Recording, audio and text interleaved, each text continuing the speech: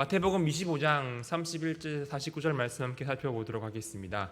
재림을 대비하는 성도의 자세라는 제목으로 마태복음 25장 31절부터 46절까지 함께 살펴보도록 하겠습니다. 말씀 함께 교독하도록 하겠습니다. 인자가 자기 영광으로 모든 천사와 함께 올 때에 자기 영광의 보좌에 앉으리니 모든 민족을 그 앞에 모으고 각각 구분하기를 목자가 양과 염소를 구분하는 것 같이 하여 양은 그 오른편에 염소는 왼편에 두리라. 그때 임금이 그 오른편에 있는 자들에게 이르시되 내 아버지께 복받을 자들이여 나와 창세로부터 너희를 위하여 예비된 날을 상속받으라.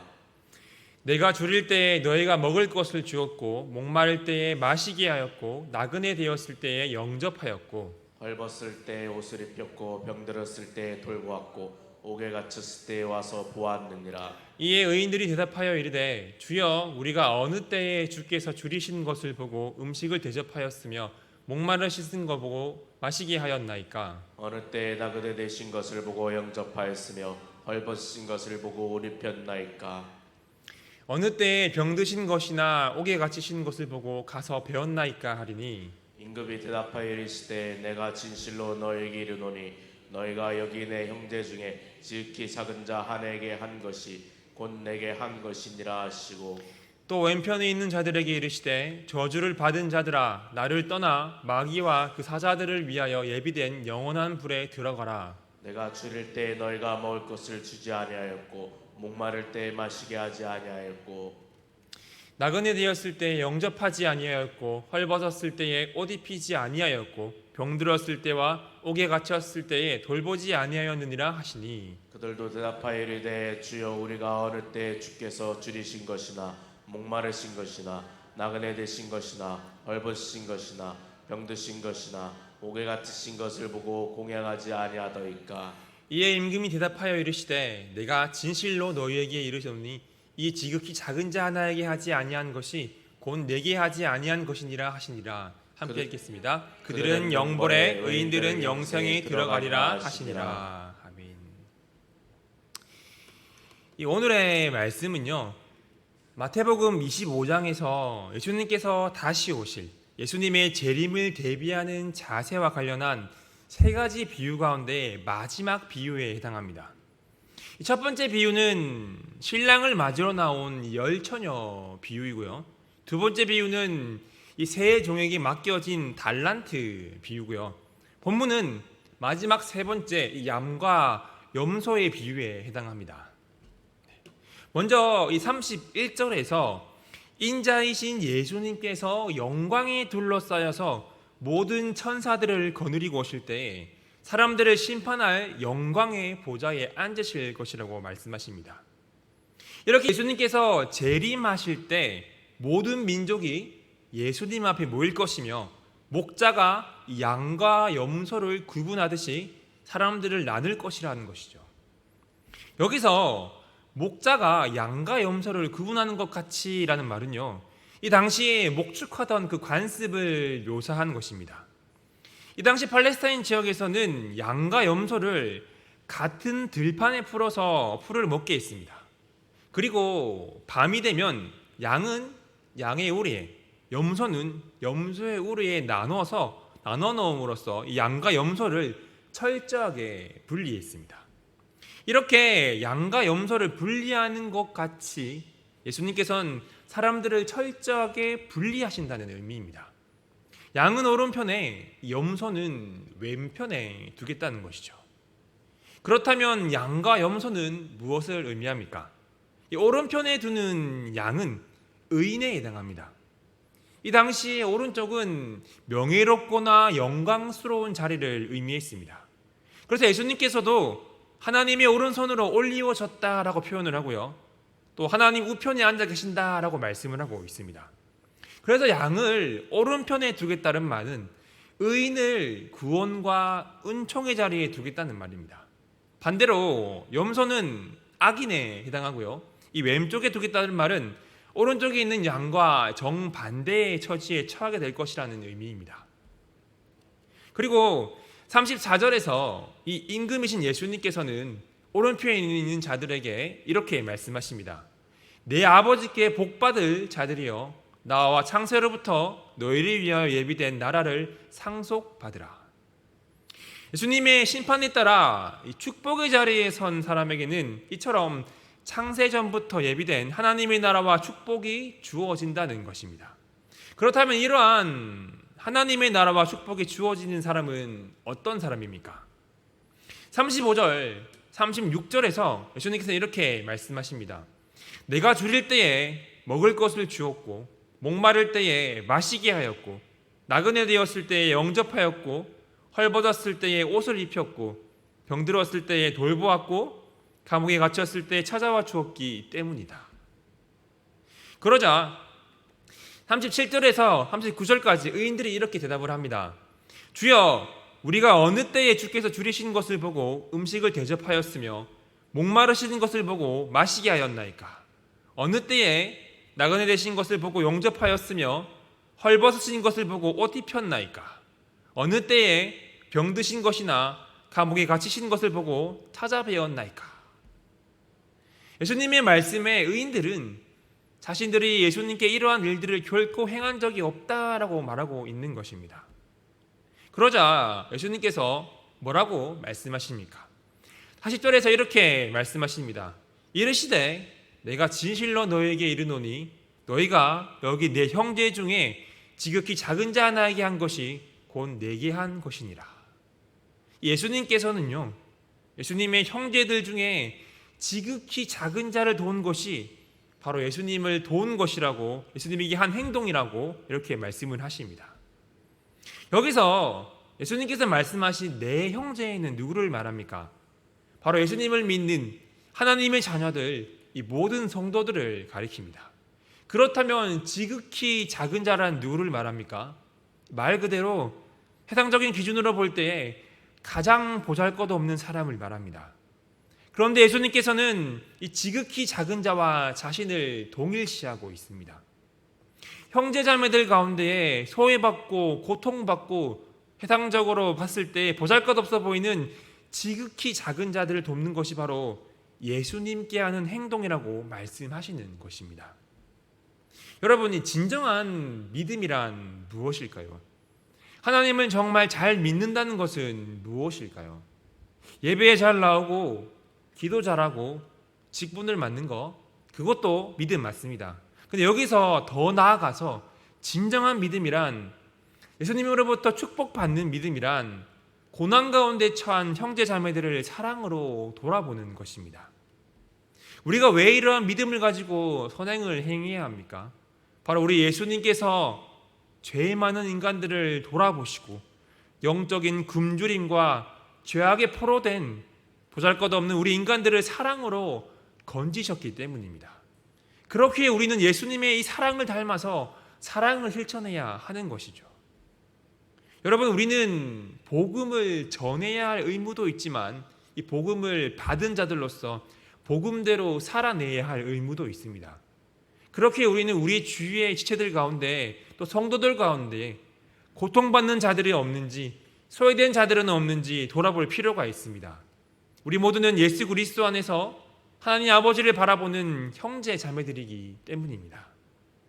그렇게 여러분, 주위의 지체들이 고통당할 때에, 소외당할 때에 이 고통당하는 주님을 보듯이 아픈 마음으로 그들을 섬기기 위해 최선을 다하시기를 바랍니다. 왜냐하면 그들의 고통은 예수님의 고통이요, 그들의 눈물은 예수님이 흘리시는 눈물이기 때문입니다. 우리가 이렇게 예수님의 사랑을 닮아 지극히 작은 자에게 자비를 베풀 때 이 세상에서 가장 큰 분이신 예수님에게 자비를 베푼 것과 같은 축복과 상을 우리는 받게 될 것입니다. 그러므로 예수님을 닮아 이 사랑을 실천함으로 지극히 작은 자 한 사람을 예수님을 대하듯 대함으로 하나님의 나라와 복을 누리는 저와 여러분들이 되었으면 좋겠습니다. 이어서 41절부터는요, 이 왼편에 있는 자들, 악인들에게 예수님께서 판결을 내리십니다. 41절에서 예수님께서 이렇게 말씀하십니다. 이르시되 저주를 받은 자들아, 나를 떠나 마귀와 그 사자들을 위하여 예비된 영원한 불에 들어가라. 악인에 대한 판결은요, 하나님의 나라와 축복을 받게 될 것이라는 의인에 대한 말씀과는 완전히 대조를 이루고 있습니다. 악인은 마귀와 그 사자들이 들어가게 될 영원한 지옥불에 빠지게 될 것이라는 것이죠. 악인들이 왜 이런 판결을 받았습니까? 42절 43절에서 이렇게 그 이유에 대해서 말씀하고 있습니다. 내가 줄일 때에 너희가 먹을 것을 주지 아니하였고 목마를 때에 마시게 하지 아니하였고 나그네 되었을 때에 영접하지 아니하였고 헐벗었을 때에 옷 입히지 아니하였고 병들었을 때와 감옥에 갇혔을 때에 돌보지 아니하였다. 그러자 이 44절에서 야긴들이 예수님께 항의합니다. 이르되 주여 우리가 어느 때에 주께서 줄이신 것이나 목마르신 것이나 나그네 되신 것이나 헐벗으신 것이나 병드신 것이나 감옥에 갇히신 것을 보고 돌보지 않았다는 것입니까? 야긴들은 왕이시며 재판장이신 예수님을 직접 눈으로 본 적도 없고 예수님이 어려움에 처한 것을 본 적도 없는데 어떻게 예수님께 선행을 행할 수 있었겠느냐라고 따지고 있는 것입니다. 그러자 예수님께서 이렇게 대답을 하십니다. 45절 말씀입니다. 이르시되 내가 진실로 너에게 이르노니 이 지극히 작은 자 하나에게 하지 아니한 것이 곧 내게 하지 아니한 것이니라. 예수님께서는요, 앞서 의인들에게 했던 말씀과 마찬가지로 지극히 작은 자 하나에게 하지 않은 것이 자기에게 하지 않은 것이라고 말씀하십니다. 이것이 예수님의 판결의 기준이라는 것이죠. 그런데 여러분, 말씀을 자세히 살펴보면요, 이 악인들이 강도나 살인과 같은 무서운 범죄를 저질렀다고 말씀하시는 것이 아닙니다. 이들이 잘못이 있다면 지극히 작은 자의 고통에 무관심했다는 것입니다. 이들이 적극적으로 악행을 했기 때문이 아니라 마땅히 해야 할 의무를 저버리고 선행을 행하지 않았기 때문이라는 것이죠. 이 말은요, 오늘 본문의 앞에 있는 두 가지 비유에서 10처녀의 비유에서 미련한 5처녀가 마땅히 준비해야 할 기름을 준비하지 않아 혼인잔치에 들어가지 못하는 것과 같은 이치고요. 한 달란트 받았던 종이 그것을 땅속에 묻어둠으로써 그 달란트마저 빼앗긴 것과 같은 동일한 이치입니다. 예수님을 믿는 그리스도인으로서 마땅히 행해야 할 의무를 행하지 않았다는 것입니다. 이것은요, 악을 행하지 않는 것에 만족해하는 오늘날의 우리에게 많은 교훈을 주고 있습니다. 여러분, 우리는 오늘 내가 마땅히 행해야 할 의무는 행하지 않으면서 죄를 짓지 않았다고 안심해하고 만족해하고 있지는 않습니까? 우리 예수님께서는요, 이 땅에 낮고 낮은 사람들에게 친히 찾아오셔서 그들의 고난에 동참하시고 그 고난에서 그들을 사랑으로 건지셨습니다. 반면에 악인들은요, 고통받는 사람들에게 무관심했습니다.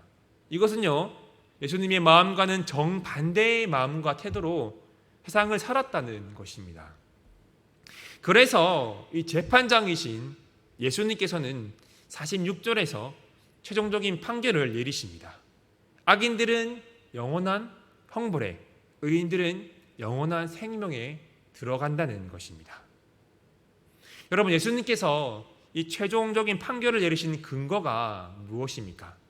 사람들의 신분이나 학력이나 재물이나 해상적인 기준이 아니었습니다. 예수님의 판결의 근거는요, 바로 이들의 행위였습니다. 그것도 지극히 작은 자에 대한 태도, 그들을 향한 사랑을 실천했는가 아닌가였습니다. 우리는 이 말씀을 통하여서 단순히 우리의 행함이 구원의 근거가 된다고 생각을 해서는 안 됩니다. 우리는 믿음으로 구원을 받습니다. 그렇다면 그 믿음이 하나님과 사람 앞에서 어떻게 확인이 됩니까? 한 인간이 믿음을 소유했다는 사실이 어떻게 현실 가운데에 실체로 나타나게 됩니까? 그것은 그 믿음을 가진 자의 삶에 나타나는 믿음의 열매로 우리는 알 수가 있습니다. 이 열매는요, 예수님께서 말씀하시는 하나님의 뜻을 행하는 것입니다. 쉽게 말해서 나의 믿음이 행위로 드러나게 되어 있다는 것입니다. 여러분, 믿음과 행함은 동전의 양면과도 같습니다. 손바닥과 손등과 같습니다. 함께 붙어 있어야만 온전한 모습이 되는 것이죠. 믿음이 없는 행위는 무의미하고 방향이 없고요. 행위가 없는 믿음은 공허하고 죽은 것입니다. 야고보서에서도 야고보는 행위가 없는 믿음은 죽은 믿음이라고 말씀하고 있습니다. 이렇게 믿음은 행위로 나타나기에 오늘 본문의 말씀에서도 지극히 작은 자에게 행한 행위가 최후 심판의 근거가 됨을 말씀하고 있는 것입니다. 여러분, 아무런 행위가 없이 믿음을 가졌다고 주장을 한다면 그 주장은 신뢰할 수 없는 주장입니다. 믿음이 있다면 행위로 드러나기 마련입니다. 그러므로 예수님의 재림의 최후 심판을 준비하는 이 믿음의 한 사람으로서 하나님의 말씀대로 예수님의 사랑을 실천하며 행하며 이 땅을 살아가는 저와 여러분들이 되었으면 좋겠습니다. 말씀을 정리하겠습니다. 예수님께서는 이 땅에 재림하실 때에 이 양과 염소를 구별하듯이 의인과 악인을 구별하여 심판을 내리실 것이라고 말씀하십니다. 이 심판의 근거가 무엇입니까? 바로 지극히 작은 자 한 사람을 돌아보았느냐는 것입니다. 우리 예수님께서는요, 세상에 고통받고 소외받는 지극히 작은 자들과 자신을 동일시하시며 그들에게 행한 것이 나에게 행한 것이라고 말씀하셨습니다. 그렇게 예수님을 따르는 우리 모든 그리스도인들은 이러한 예수님의 마음을 품고 지극히 작은 자들에게 관심을 쏟고 예수님의 그 사랑을 실천할 수 있어야 합니다. 여러분, 예수님 믿고 구원받은 모든 그리스도인들에게는 예수님의 그 사랑과 그 계명을 실천할 의무가 있습니다.